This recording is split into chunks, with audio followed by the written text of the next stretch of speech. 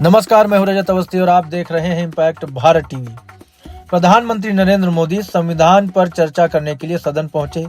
उन्होंने अब तक विपक्षियों के द्वारा, कांग्रेस के द्वारा जितने भी हमले किए गए थे उन सब का एक एक करके पूरा विस्तार में जवाब दिया है।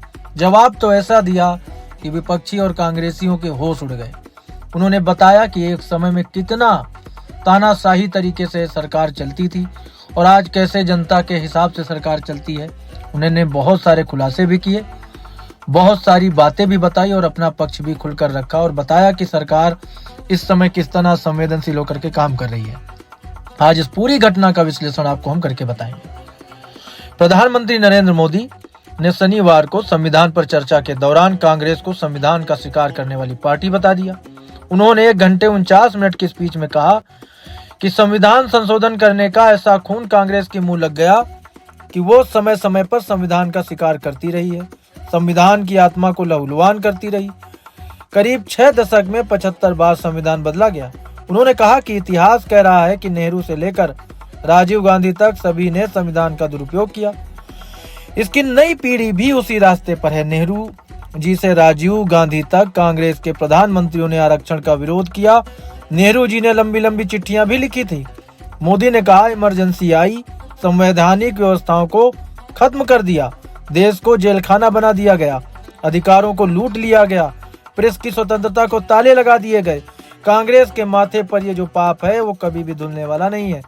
जब लोकतंत्र की चर्चा होगी ये पाप धुलने वाला नहीं है। तो आपको हम सबसे पहले यहाँ पर हम कुछ बताना चाहेंगे। कांग्रेस आज जब निरर्थक आरोप लगाती है मोदी सरकार पर और कहती है कि तानाशाही से सरकार चल रही है, तो वो ये क्यों भूलती है। मुझे नहीं समझ आता कि उनके राज में इमरजेंसी जैसे काले दिन भी झेलने पड़े थे, किसी को भी जेल में डाल देते थे उठा करके। ये सब भी हुआ था। क्यों हुआ था ये आप लोगों को, दर्शकों को जानना चाहिए। केवल अपनी सरकार बचाए रखने के लिए हुआ था, केवल सत्ता का भोग करने के लिए हुआ था, केवल सरकार और कुर्सी को बनाए रखने के लिए हुआ था। वही आज कांग्रेस, जब इस देश की जनता ने उन्हें किनारे खड़ा कर दिया है, तो वो आरोप लगाते हैं, ईवीएम पर आरोप लगाते हैं। जहां जीत जाते हैं वहां ईवीएम सही होता है, जहां हार जाते हैं वहां ईवीएम गलत हो जाता है और मोदी तानाशाह हो जाते हैं। तो आगे बताते हैं आपको। संविधान संशोधन करने का ऐसा खून कांग्रेस के मुंह लग गया। पीएम मोदी ने कहा कि यह समय समय पर संविधान का शिकार करती रही है। करीब 6 दशक में 75 बार संविधान बदला गया। वहीं पर जो बीज देश के पहले प्रधानमंत्री ने बोया था, उसे खाद पानी देने का काम एक और प्रधानमंत्री ने किया, श्रीमती इंदिरा गांधी। संविधान यात्रा के 25 साल पूरे हो रहे थे, उसी वक्त हमारे देश में संविधान को नोच दिया गया। इमरजेंसी आई, संवैधानिक व्यवस्थाओं को खत्म कर दिया गया, देश को जेलखाना बना दिया गया, अधिकारों को लूट लिया गया, प्रेस की स्वतंत्रता को भी ताले लगाए गए। कांग्रेस के माथे पर ये जो पाप है वो कभी भी धुलने वाला नहीं है, क्योंकि कांग्रेस के पेट में पाप था। कांग्रेस ने लगातार संविधान की अवमानना की, उसके महत्व को कम किया। कांग्रेस इसके अनेक उदाहरणों से भरी पड़ी है।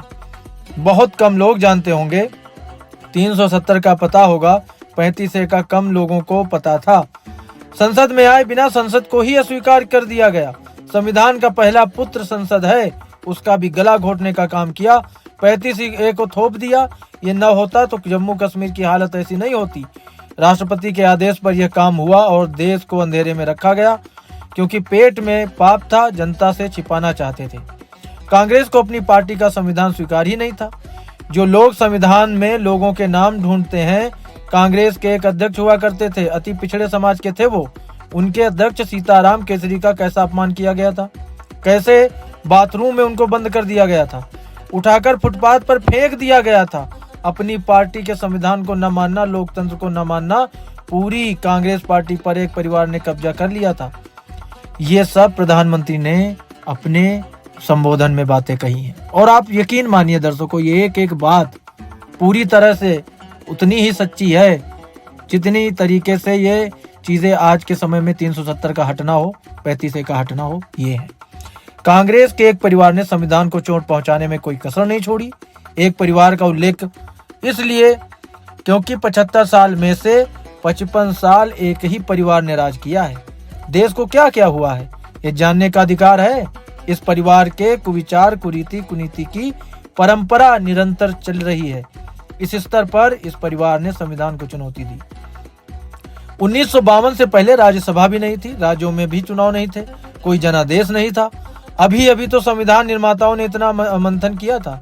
1951 उन्होंने ऑर्डिनेंस लाकर संविधान को बदला, अभिव्यक्ति की आजादी पर हमला कर दिया गया।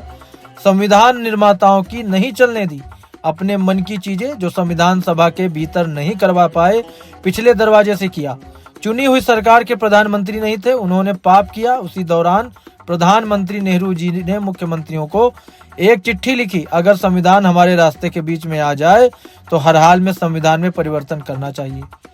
1951 में यह पाप किया गया। राष्ट्रपति डॉक्टर राजेंद्र प्रसाद ने कहा कि गलत हो रहा है। स्पीकर ने भी कहा, आचार्य कृपलानी, जेपी जैसे महान लोगों ने भी रोकने को कहा। पंडित जी का अपना संविधान चलता था, उन्होंने सलाह नहीं मानी। संसद संविधान के किसी भी आर्टिकल में जो मन आए कर सकती है और अदालत उसकी तरफ नहीं देख सकती। ये पाप 1971 में इंदिरा गांधी ने किया था। इस बदलाव ने इंदिरा गांधी जी को सरकार को मौलिक अधिकारों को छीनने का और न्यायपालिका पर नियंत्रण करने का अधिकार दिया था। इंदिरा जी के चुनाव को गलत नीति के कारण अदालत ने खारिज कर दिया। उनको एमपी पद छोड़ने की नौबत आई तो उन्होंने गुस्से में देश में इमरजेंसी थोप दी। अपनी कुर्सी बचाने के लिए उन्होंने 1975 में 39 बार संशोधन किया। उसमें राष्ट्रपति, उपराष्ट्रपति, प्रधानमंत्री, अध्यक्ष, इनके चुनाव के खिलाफ कोई भी कोर्ट में नहीं जा सकता था। ऐसा काम किया, पीछे का भी बदलाव कर दिया गया। इमरजेंसी में लोगों के अधिकार छीने गए, हजारों लोगों को जेल में डाल दिया गया, न्यायपालिका का गला घोटा गया, अखबारों की स्वतंत्रता पर ताले लगा दिए गए।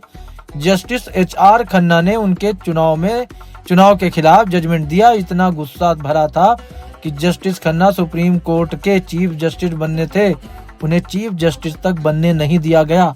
अब आप दर्शकों सुन रहे हो ना सारी बातें, और ये फैक्ट हैं जिन पर कांग्रेस बात नहीं करती। और आप खुद सोचो कि जब ये फैक्ट हैं तो तानाशाह कौन है। संविधान में संशोधन का काम नेहरू जी ने शुरू किया, इंदिरा जी ने आगे बढ़ाया, राजीव जी ने खाद पानी दी, उनके मुंह लहू लग गया था। अगली पीढ़ी भी इसी खिलवाड़ में जुटी है। एक किताब को कोट कर रहा हूँ, उसमें लिखा है, मुझे ये स्वीकार करना होगा, पार्टी अध्यक्ष सत्ता का केंद्र है, सरकार पार्टी के प्रति जवाबदेह है, ये मनमोहन सिंह ने कहा है। इतिहास में पहली बार संविधान को ऐसी गहरी चोट पहुंचा दी गई। संविधान निर्माताओं ने चुनी हुई सरकार और पीएम मोदी की कल्पना बनाई और पीएम की कल्पना बनाई। उन्होंने प्रधानमंत्री के ऊपर एक गैर संवैधानिक नेशनल एडवाइजरी काउंसिल भी बैठा दी। पीएमओ के बराबर अघोषित दर्जा दे दिया गया। एक और पीढ़ी आगे चले, उसने क्या किया? संविधान के तहत जनता सरकार चुनती है, सरकार का मुखिया कैबिनेट बनाता है। इस कैबिनेट का जो फैसला लिया, संविधान का अपमान करने वाले अहंकार से भरे लोगों ने पत्रकारों के सामने कैबिनेट के निर्णय को फाड़ दिया। दुर्भाग्य देखिए, एक अहंकारी व्यक्ति कैबिनेट का फैसला फाड़ दे और कैबिनेट अपना फैसला बदल दे। ये कौन सी व्यवस्था है? जब संविधान निर्माण चल रहा था तब निर्माताओं ने धर्म के आधार पर आरक्षण हो या ना हो, इस विषय पर घंटों दिनों गहन चर्चा की। सबका मत बना कि भारत जैसे देश की एकता, अखंडता के लिए धर्म के आधार पर आरक्षण नहीं हो सकता है। सत्ता सुख के लिए, सत्ता की भूख के लिए, वोट बैंक के लिए धर्म के आधार पर आरक्षण का नया खेल खेला है। कुछ जगह भी दे दिया। अब सुप्रीम कोर्ट से झटके लग रहे हैं। ज्वलंत विषय समान नागरिक संहिता, ये विषय भी संविधान सभा के ध्यान में था। उसने यूसीसी पर गहन चर्चा की। उन्होंने फैसला किया कि अच्छा होगा जो सरकार चुनकर आए वो उस पर फैसला करे। अंबेडकर ने धार्मिक आधार पर बने पर्सनल लॉ को खत्म करने की वकालत की थी। उस समय KM मुंशी ने कहा था कि समान नागरिक संहिता राष्ट्रीय एकता और आधुनिकता के लिए अनिवार्य है। सुप्रीम कोर्ट ने भी कई बार कहा कि देश में यूसीसी लाना चाहिए, सरकारों को आदेश दिए हैं। उसे ध्यान में रखते हुए हम पूरी ताकत से लगे हैं सेकुलर सिविल कोड के लिए। आज कांग्रेस के लोग सुप्रीम कोर्ट का किरदार कर रहे हैं, निरादर कर रहे हैं, क्योंकि उनकी राजनीति को सूट नहीं कर रहा है। उनके लिए संविधान राजनीति खेल खेलने, डराने का हथियार है। मोदी ने कांग्रेस का जो जुमला बताया, 11 संकल्प सदन में उन्होंने रखे। पहला, हमने एनडीए भी संविधान संशोधन किए हैं। देश की एकता के लिए, अखंडता के लिए, उज्जवल भविष्य के लिए, संविधान की भावना के प्रति पूर्ण समर्पण के साथ किए। देश का ओबीसी समाज 3 दशक के से ओबीसी कमीशन के संवैधानिक दर्जे की मांग कर रहा था, उसे दर्जा देने के लिए हमने संविधान संशोधन किया। दूसरा, कांग्रेस के साथियों को एक शब्द प्रिय है, वो शब्द है जुमला। हमारे कांग्रेस के साथी को दिन रात जुमला याद रहता है। देश को पता है कि हिंदुस्तान में अगर सबसे बड़ा जुमला कोई था और वो 4-4 पीढ़ी ने चलाया, वो था गरीबी हटाओ। ये ऐसा जुमला था कि उनकी राजनीति की रोटी सिकती थी, लेकिन गरीब का हाल ठीक नहीं होता था। ये तो हम भी आपको बता रहे हैं कि अभी पिछले दिन जब प्रियंका गांधी ने पहला भाषण सदन में दिया, उन्होंने भी कहा कि गरीब गरीब होता जा रहा है, अमीर अमीर होता जा रहा है। अरे तो आपने गरीबी क्यों नहीं हटाई? इतने समय तक शासन किया। तो गरीबी के नाम पर राजनीति कब तक करेगी कांग्रेस? मेरी तो समझ के बाहर है। जान रहे पब्लिक जान रहे, जैसे केजरीवाल नहीं है, 5 साल दीजिए यमुना साफ कर देंगे, 5 साल दीजिए टोटी से नल आएगा। अब जो पिछले दिन उन्होंने अपना घोषणा पत्र दिया, उसमें कहा माइक लेके, किसी चैनल में गए थे, उसमें उन्होंने माइक लेके कहा मैंने 5 साल मांगे थे, मैं नहीं कर पाया, 5 साल और दे दीजिए, मैं कर दूंगा। अरे किस जन्म में करोगे भैया? 20-25 साल तो मांग चुके हो। तो ये कहानी जुमलेबाजी चल रही है, तो पब्लिक को समझ में आती है कि दिल्ली सरकार भी फेल है एक तरह से। केजरीवाल का ड्रामा ही नहीं खत्म होता, घोटाले ही नहीं खत्म होते, उन पे केस ही नहीं खत्म होते, काम कहाँ से? तो अब तो वक्त आ गया मेरे हिसाब से दिल्ली को भी एक सही पार्टी चुननी चाहिए और सही मुख्यमंत्री चुनना चाहिए जो कम से कम विकास कर सके दिल्ली का, क्योंकि दिल्ली एक तरह से दिल मानी गई है पूरे भारत की, बहुत अहम जगह है। तो आगे बढ़ते हैं। 1996 में सबसे बड़े दल के रूप में भाजपा जीत कर आई। राष्ट्रपति ने संविधान के तहत भाजपा को पीएम की शपथ के लिए बुलाया। 13 दिन सरकार चली। अगर हमें संविधान की आत्मा के प्रति भावना न होती तो हम भी ये बांटो, ये दे दो, ये पद दे दो, हम भी सत्ता सुख भोग सकते थे। अटल जी ने सौदेबाजी नहीं की, संविधान का रास्ता दिया, 13 दिन बाद इस्तीफा दे दिया। ये सब पीएम मोदी कह रहे हैं। पीएम मोदी ने 11 संकल्प जो सदन में रखे वो आपको पहले बता देते हैं। पहला, नागरिक हो या सरकार सभी अपने कर्तव्यों का पालन करेंगे। दूसरा, हर क्षेत्र हर समाज को विकास का लाभ मिले। तीसरा, भ्रष्टाचार के प्रति जीरो टॉलरेंस हो, भ्रष्टाचारी की सामाजिक स्वीकार्यता न हो। चौथा, देश के कानून नियम परंपराओं के पालन में नागरिकों को गर्व होना चाहिए। पांचवा, गुलामी की मानसिकता से मुक्ति हो, विरासत पर गर्व हो। छठा, देश की राजनीति को परिवारवाद से मुक्ति मिले। सातवां, संविधान का सम्मान हो, राजनीतिक स्वार्थ के लिए संविधान को हथियार न बनाया जाए। आठवां, संविधान की भावना के प्रति समर्पण रखते हुए जिन्हें आरक्षण मिल रहा है वो न छीना जाए। धर्म के नाम पर आरक्षण की कोई कोशिश पर रोक लगाई जाए।